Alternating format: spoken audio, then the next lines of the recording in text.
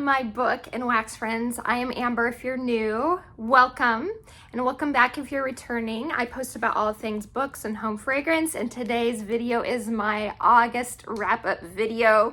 So I'm here to talk and review the books that I read for the month of August and then the wax smells that I used with them. And as always, there will be timestamps for everything, so you can choose what you want to watch.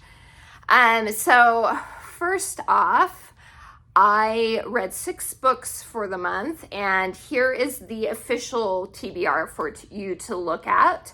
Of the official 8 books, I read 4 out of the 8, and all 4 of the books were DNFs. So let's talk about the DNFs right now. The first DNF I had was For She Is Wrath. This is a soft DNF.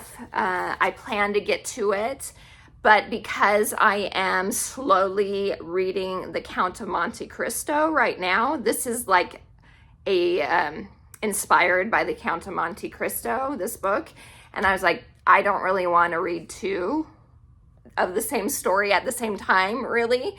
So once I finish The Count of Monte Cristo, I feel like sometime next year, probably next summer, maybe I will get back to this one. But so far, I was like a couple chapters in. So far, it was fine. So that is that one, For She Is Wrath. Then next up, I've just come to realize I can tolerate profanity a little bit more in like high fiction, but I've come to realize that in like contemporary romance or regular fiction and cozy fantasy fiction, I don't tolerate it as well. So this was my last chance for Catherine Senner. Her most 2 recent books had a more profanity than I was ever expecting from her, because the ones I've read in the past didn't have it. This one even had an F-bomb in it, and I was like, what is going on? So unfortunately, I think I'm done with Catherine Senner. And then this one was so cute. The first couple chapters I read, it was so cute, but unfortunately, it had really bad profanity in it for me. If you aren't bothered by those things, I would say definitely give these a try. But yeah, I just can't. Okay, and then the last DNF was This Woven Kingdom by Tahira Mafi. I got through about 3 chapters, I think, and I was enjoying it. And then come to find out that the devil, the actual devil, and not just like a beast from another realm type of thing, is a character in this book, and you kind of get his POV, and I was very uncomfortable with that. So I was like, well, I'm DNFing that one. So unfortunately, quite a few DNFs this time around, but let's get to the books that I did actually read and enjoy. So the first book that I read during the month was The Blonde Identity by Ali Carter, and this was for the prompt, which was title without an A. And this is a like spy romp. This is about a girl who wakes up in Paris. She has no idea who she is. She has amnesia. She wakes up with a splitting headache, and she runs into a guy who says that she may be a spy or may not be a spy, and he's there to help her figure out who she is. Come to find out, and you do find this out like within the first couple chapters, that she's not a spy, but she has an identical twin sister who is a spy. And she has to figure out why everyone's trying to get her. They think she's her twin sister, and she ends up partnering with Sawyer, who is the other secret agent who tries to help her. And so very twisty, very fun. Like I said, spy romp, lots of fun, twisty elements in this one, lots of fun humor. It was great. It was, had one of my favorite tropes, the fake marriage relationship trope, was in this one, and it was such a good time. I had a fun time, and this one I rated, what did I rate it? Sorry, I have to see. This one I rated close to 5 stars, I think. Yeah, 4.75 stars. Now, the reason it wasn't a full 5-star is because the content in it, the main male character did use quite a bit of profanity in it. No F-bombs, but there was quite a bit that it took me out of the story. And then as far as spiciness goes, there was a closed door scene, but it was closed door. So it was a fun book for sure. And I am planning on getting to the second book that just came out this month or last month, something like that. Okay, the next book I read was the second book in the Mistborn series, The Well of Ascension by Brandon Sanderson. And I can't really say what this book specifically is about because it is the second book, but this is a fantasy series about this world where there is magic, and they are called Mistborn, well, ones that can use like all different types of magic, but the magic system works through ingesting metals, and different metals give you different abilities. And in the first book, Vin, who's the main female character, and a bunch of other found family type of elements come together to try to overthrow the government because it's oppressive. The Lord Ruler is like a god, and they feel like they can overthrow him, kill him, and create a better government. So this is a continuation of what happens after all of that in the first book. So this one had a lot of political intrigue. There was a lot of politics in it, but for me, I felt like that didn't interfere with the pacing at all. It still was fast-paced. It was still kept going, and I enjoy political intrigue, so it didn't bog me down. I didn't feel like at all. I didn't drag the plot for me at all. But just to be aware, it is a lot of political stuff in it. I love Vin. Vin is like one of the best female main characters I've read in a long time. She is awesome. And I loved how it was through all the politics and everything else and the fantasy elements. It was a coming of age story too. So it was a coming of age for her, and also for, my mind just went blank as to one of the other main characters.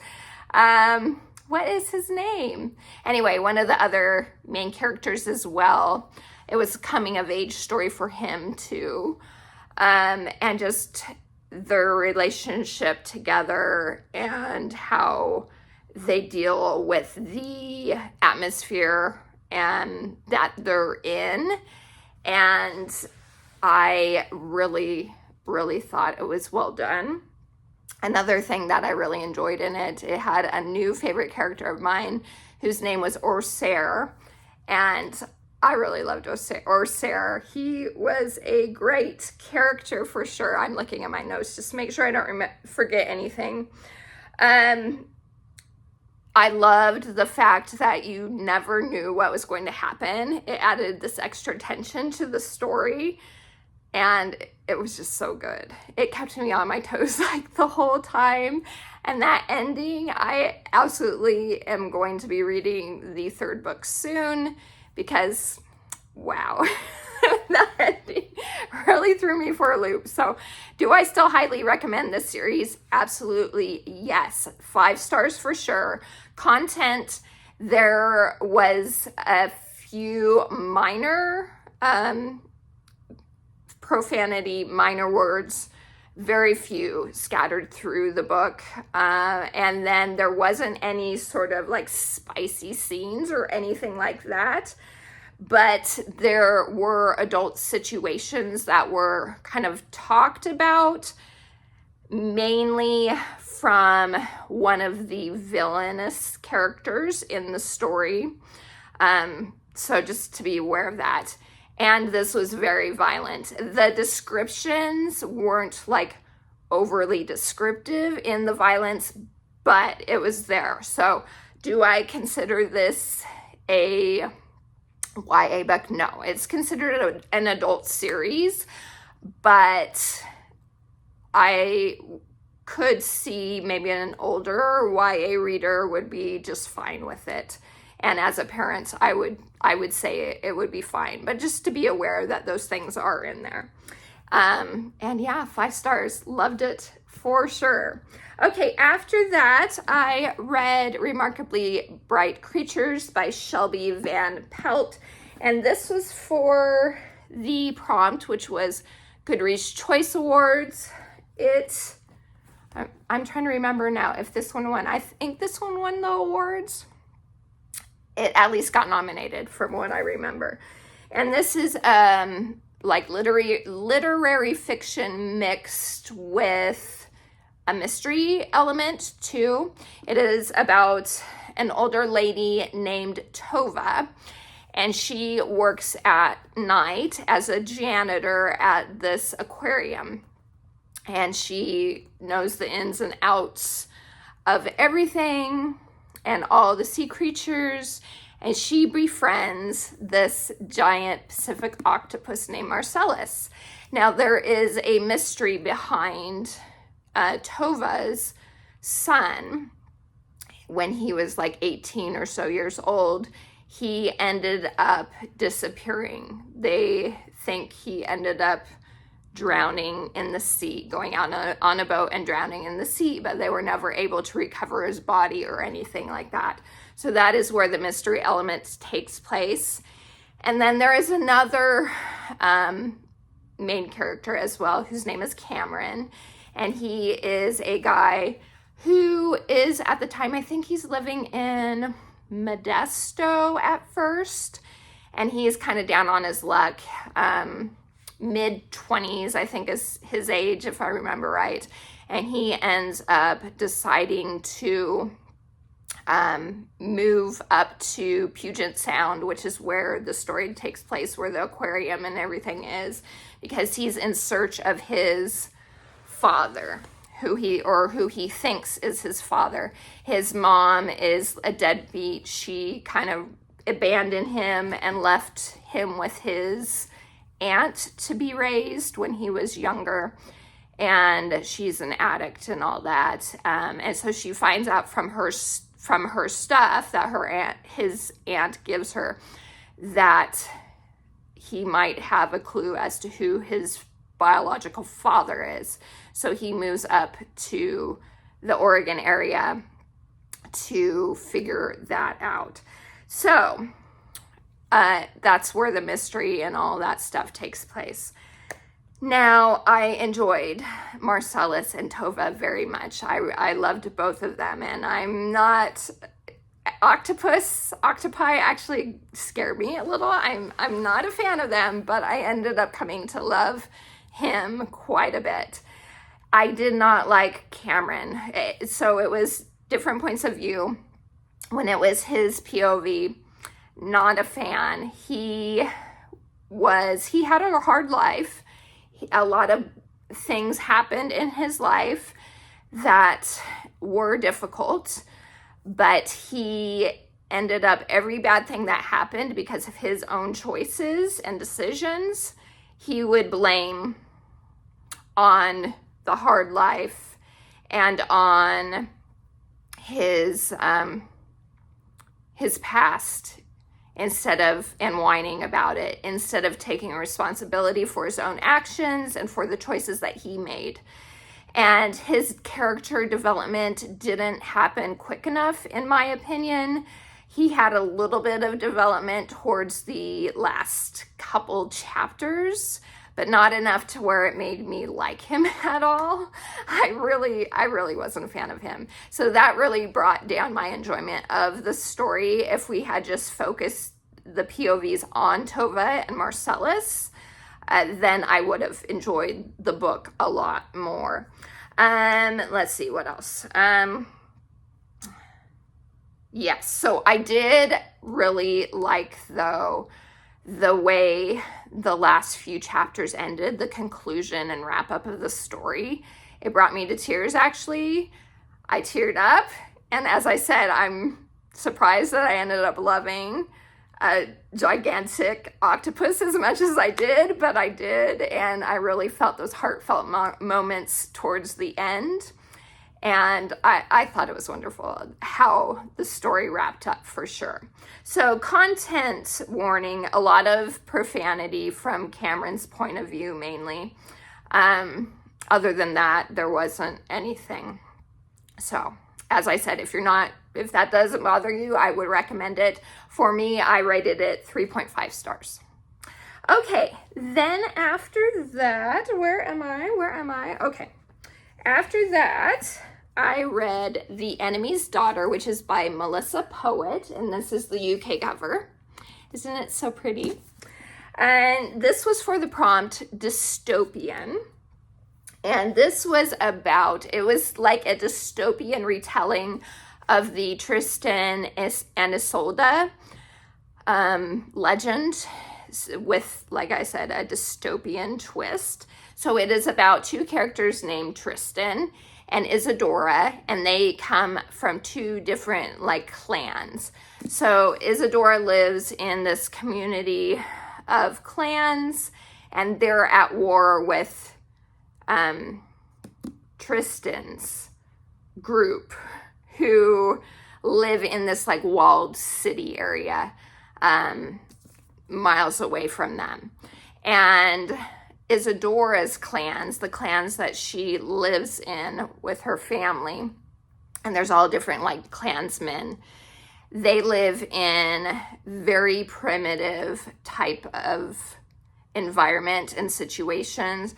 They don't have electricity, they don't have a running plumbing system, they don't have stuff like that. They live in very primitive homes, that sort of thing, deep in the woods.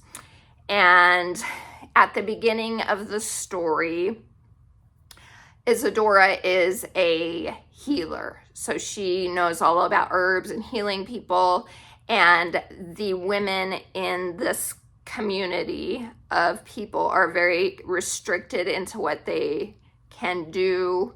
There aren't a lot of women, and so to protect them, the men are like, you can't go to war, you need to stay safe, and they don't have a lot of choices. So Isadora's thought is, I'm a healer, I should be on the front lines helping these people that get injured in their fight against the walled city. I wish I could remember what it was called, but I don't remember. The walled city enemies. And so she ends up running off to try and go help them because she's afraid of what has happened to some of the people that she cared about. And her father is one of the main clansmen, and she ends up becoming betrothed. She ended up being a trophy to where whoever captured one of the enemy people and killed the main person got to be betrothed to Isadora. And from that, she finds out that her friend is the one that was declared as going to be the new clansman because he was able to capture the enemy. And from there, he goes off to fight again, and she goes to try and help out. She ends up coming across an enemy who she captures. She injures and captures. And what ends up happening from there is his people end up finding him during her time trying to take him back to her clans. And they end up capturing her instead and take her to the walled city. So that's where it begins. I enjoyed it. I thought it was a really fun reimagining, and I liked that the dystopian elements had also a fantasy element to it. I'm not a huge dystopian reader, and so adding those fantasy elements really upped my enjoyment of the story. I did enjoy the chemistry between Isadora and Tristan. I thought those were developed really well. Excuse me, sorry. But I felt like there could have been more development in some of the side characters, especially the ones from Isadora's clans. We didn't get a ton of character development from them, but I liked that the overarching story was well developed. The world was well developed, I felt like, and you really got a sense of like Isadora's clans, they're in hovels, and then you get to where Tristan is from, and they have electricity, they have more modern technologies, and Isadora's like, why is it this way? And you find that out, that why things are that way. So I really did enjoy this book quite a bit. And I did like that you don't get a lot of standalones, especially in fantasy type books. This is a standalone. So if you're looking for a standalone, I would recommend this. I ended up giving it a 4.25 as far as my rating goes. And then content, there's no language except for one F-bomb that like came out of the blue, like, and that's it. It was kind of like a random out of the blue type of thing, and that was the only thing. And then there's no spice. So if you're looking for a fun dystopian with a tiny bit of fantasy thrown in, I do recommend that one. So that is The Enemy's Daughter. All right, then after that, I read Daughter of Fair Verona, and this was for the prompt historical fantasy. And honestly, I thought this had fantasy elements in it, but it actually doesn't. So that prompt, I failed, I guess. I don't know. When I picked it, I thought it did. So this is a story about Romeo and Juliet's daughter. So at the end of Romeo and Juliet, they actually didn't end up dying. And so it continues the story from what happens after. And their daughter, Rosalind, you're in her head, and you get, from her point of view, what ends up happening. So she has always been like a matchmaker. Every time that her parents try to set her up and betroth her to different men, she's sworn off men and marriage and that sort of thing. She doesn't believe in true love, even though she's seen it from her parents all the time. She's like, ugh, gross. And so she always ends up matching her betrothed to other people so that she doesn't have to marry them. Well, at the beginning of this, she ends up having to be betrothed to this really slimy guy, come to find out because he's kind of blackmailing his parents, so they're kind of forced to betroth her and to him. And from there, at their betrothal, this is at the very beginning, so it's not really a spoiler. At their like betrothal party, he ends up being murdered. And so this is a mystery. They're trying to figure out why he was murdered, who did it. She's kind of being framed for it. Everyone believes she's the one that did it. And so she's trying to figure out why.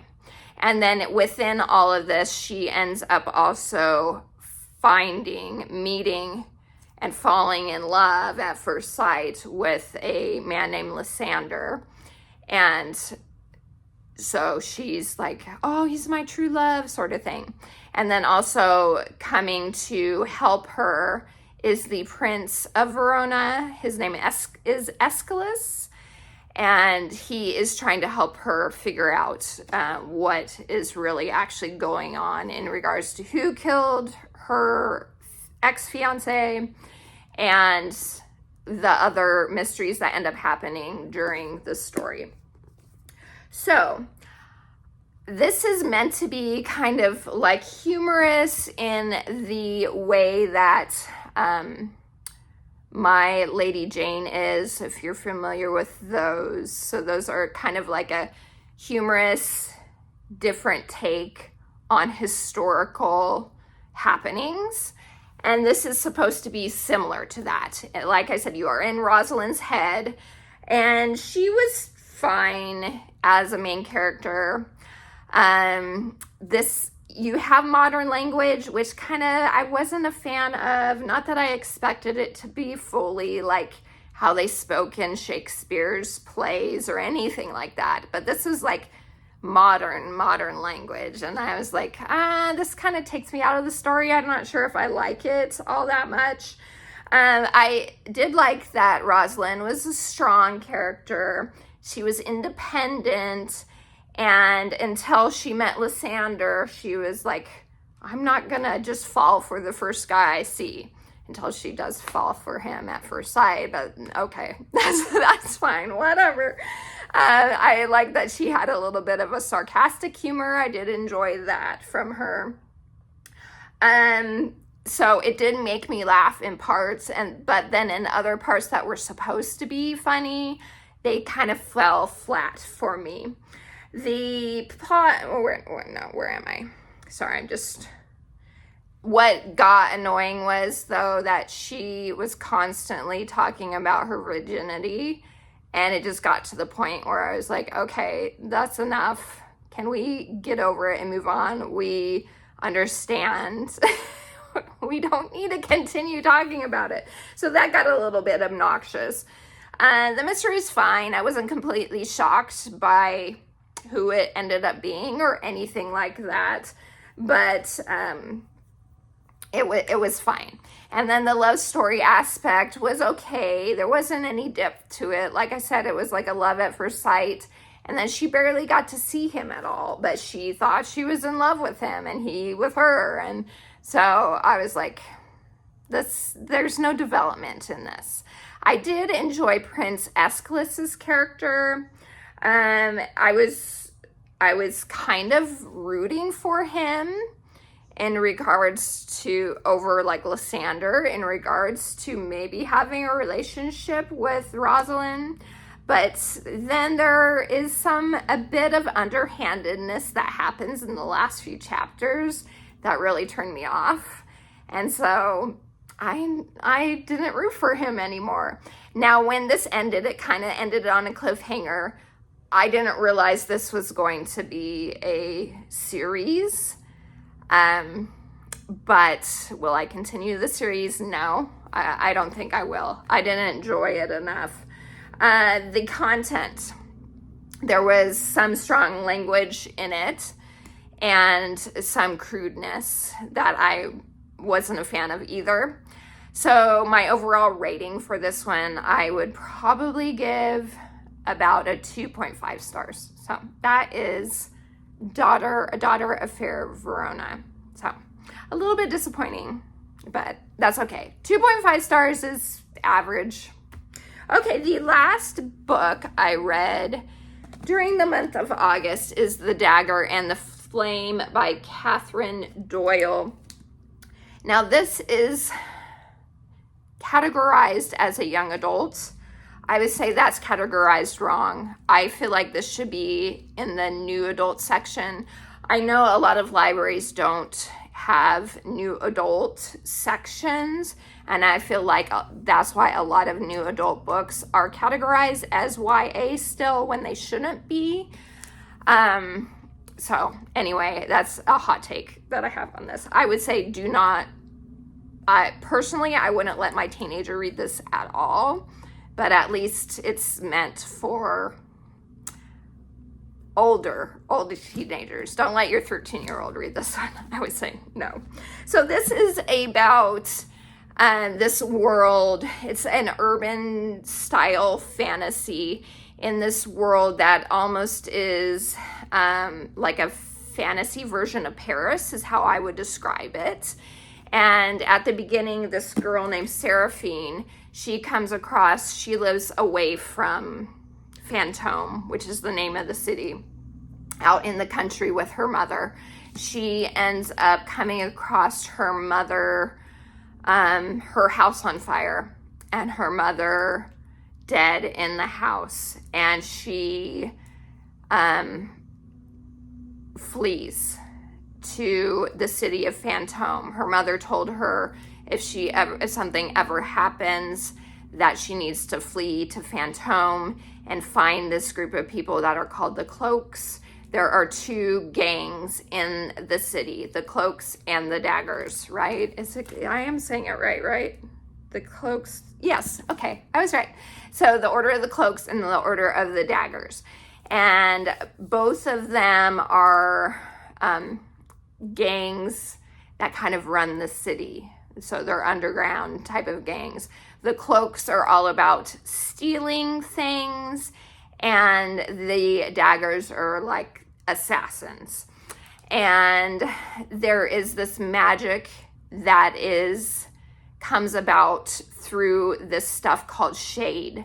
And shade is made from this root, and it's this powder, and Cloaks use it on their clothing that helps to like hide themselves, whereas Daggers ingest it. So in a way, it reminded me of the Mistborn series in that to use the magic, the shade magic, the Daggers ingest it. Well, ingesting shade will eventually kill you in the future. It does awful things to your body eventually to where you'll die. So Seraphine runs to the city of Fantôme to find the Cloaks, and as she's going, she realizes that she's being hunted by an assassin. And this assassin wants to kill her. He's been told that he needs to kill her, and so she's trying to get away from him, and his name is Ransom, and he has been told that he needs to eliminate her as a threat by the head of the Daggers, whose name is Dufort. He doesn't know why, because normally they don't kill innocents, only people that they're hired to kill, or evil type people, political stuff, that sort of thing. But Dufort has told him, you need to kill her. And so he's been on the hunt to kill her. So this is a true enemies to lovers type of story, because they are Seraphine is trying to survive, and Ransom is trying to kill her, while she also ends up in her fight for trying to survive, ends up hurting him, and excuse me, and almost killing him as well. So he is extra not a fan of her. And so I felt that the pacing and the world building in this book was really good. And I enjoyed the enemies to lovers take of it. It was executed well, for sure. The development of feelings wasn't out of the blue, I felt like, because Ransom and Seraphine had similar like traumatic experiences, you come to find out, growing up. And so I felt that emotional connection between them because of that. And I also appreciated that even though the attraction was there between them, they weren't declaring their undying love for each other after just the chapter before. They were trying to kill each other. So the attraction and the lust was there, but they weren't like, you're the love of my life type of thing or anything like that. I'm hopefully, although I'm not sure if I'm going to continue this series, if I do, hopefully you will get more of that development where they are able to fall in love and it's not just a physical attraction type of thing. I enjoyed how the book ended. It was pretty surprising in regards to the climax, what happened. And yeah, it'll be interesting to see where the story goes. I liked the found family aspect in it with Seraphine and some of the other side characters that are in it. I thought that was done really well. Okay, so content. There was a lot of language, especially like from the second half of the book on, including F-bombs, and mainly from Ransom. And so wasn't a fan of that, but as I said at the beginning with my DNFs, I tolerate it a little bit more in high fantasy than I will in other genres like regular fiction and cozy fantasy, that sort of thing. So, but I wasn't a fan of it. And so for that reason, I probably won't continue the series, even though I did enjoy the plot overall. And then there was, excuse me, there was one spicy scene that did occur. So like I said, just to be aware, I wouldn't consider this YA. As far as my rating goes, I ended up giving it a 4-star. So that is The Dagger and The Flame. All right, moving on to the wax melts that I did choose to melt with each of the books. So, I can tell you right now from the beginning, none of these were available because we just had a catalog change. And so my website is now all about fall and winter. So these are spring, summer scents.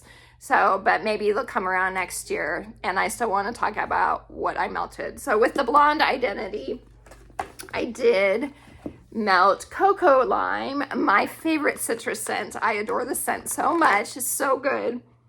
Key lime with just a tiny hint to cream out the lime and not make it so sharp, of coconut. So that was so good. And then with the Well of Ascension, I melted red pear and pomegranate.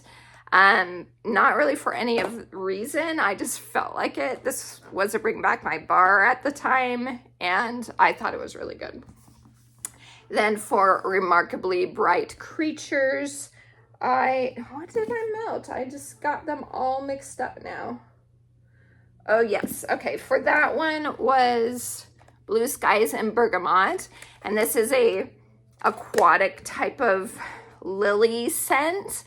Actually, this one might still be available because it's a scent of the month.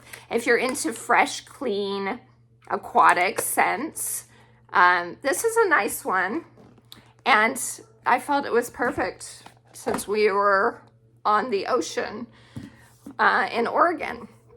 Okay, then after that, for The Enemy's Daughter, I melted my favorite, and that's why I chose it, because it is my favorite summer scent. Bonfire Beach, so amazing. Marshmallow, a little bit of smokiness, and a salted sea air, and so good.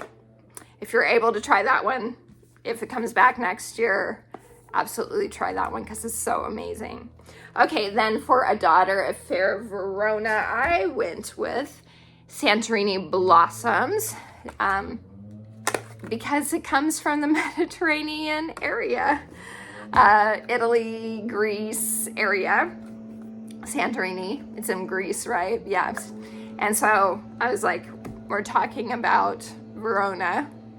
That will work really nice. So that's a really nice beachy floral. It's nice. Again, not available.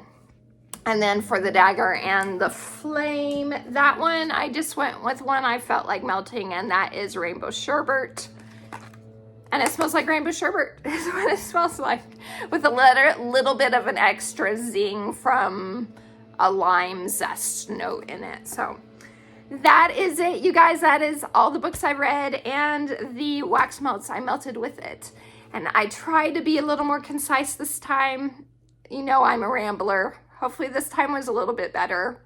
I'm trying to be better at not rambling. So Anyway, I appreciate all of you guys. If you are here, comments very much help my channel out, my videos out. So please, if you don't have anything to say, if you could just comment flames, let's do flames. But if you do have anything to say, have you read any of these books? Do any of them sound good to you? What have you read in August? Or what did you read in August? I'd love to know. I like chatting with you guys. Until next time, I hope you have a wonderful rest of your day. Take care and TTFN. Ta-ta for now.